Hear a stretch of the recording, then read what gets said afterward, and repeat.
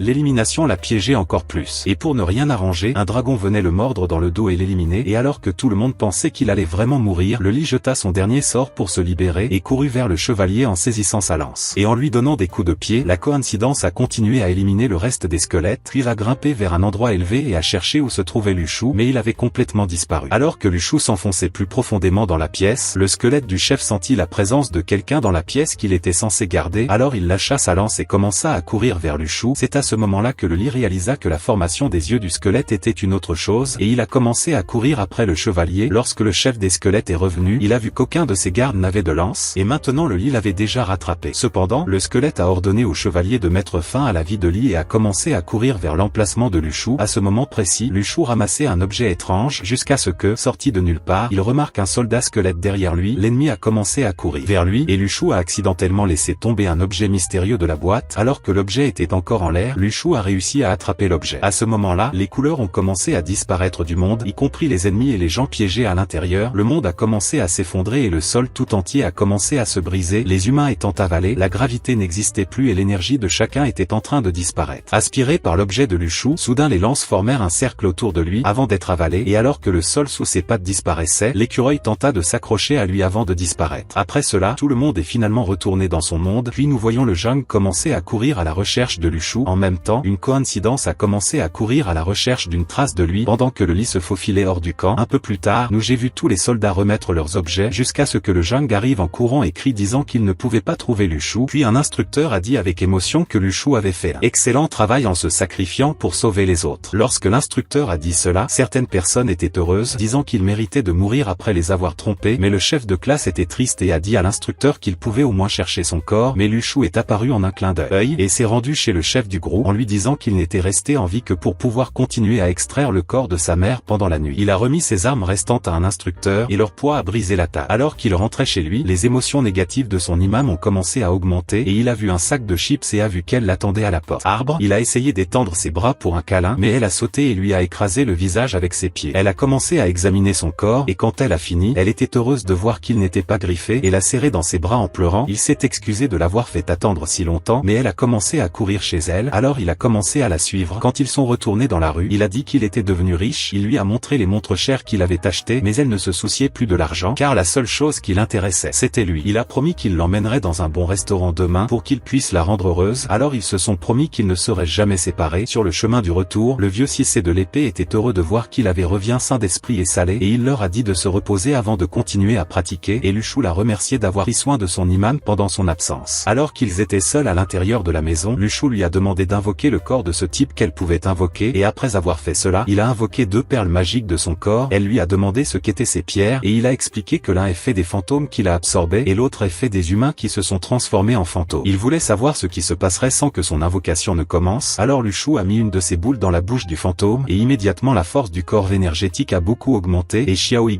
lui a demandé quand il cesserait d'intimider ses invocations. Il lui a dit qu'il avait un dernier cadeau, et a pris 2 pommes de l'intérieur. Quand elle a mangé les pommes, elle les a visiblement trouvées délicieuses. Et c'est à ce moment-là que ce foutu écureuil est réapparu, et a commencé à la maudire pour avoir mangé la petite pomme de lui. Cependant, Xiao Yui l'a attrapé et a dit qu'il était la chose la plus mignonne qu'elle ait jamais vue, et a commencé à jouer avec son visage. Luchou lui a dit de donner un nom à la petite créature, alors elle a décidé de l'appeler Joufflu, mais Luchou lui a dit que ce n'était pas un nom d'anime chinois, alors elle a décidé d'appeler l'écureuil Lixiao et lui a donné une chips. Après que l'écureuil l'ait mangé, la jeune fille a eu une idée brillante et l'a placé devant un sac de chips et lui a dit qu'elle ne le nourrirait que s'il obéissait, et Luchou a été choqué par l'efficacité de sa manipulation. Quand tout était résolu, il regarda la ruine et essaya d'y transporter sa conscience. Devant ses yeux, il flottait au-dessus de la ville entière, mais il y avait encore quelque chose qui n'allait pas, alors quand il reprit conscience, il décida d'entrer au fond de l'œil de la formation et vit que toutes ses armes qui avaient été consommées étaient à l'intérieur. Devant ses yeux, une porte géante se dressait sur son chemin, et quand il essaya de l'ouvrir, la porte bougeait à peine, donc tout ce qu'il pouvait faire était de jeter un coup d'œil à l'intérieur, et il vit le château dans lequel il se trouvait, coincé là auparavant avec tout le monde. Cependant Xiao Yu a commencé à essayer de le réveiller, et quand il a essayé d'expliquer ce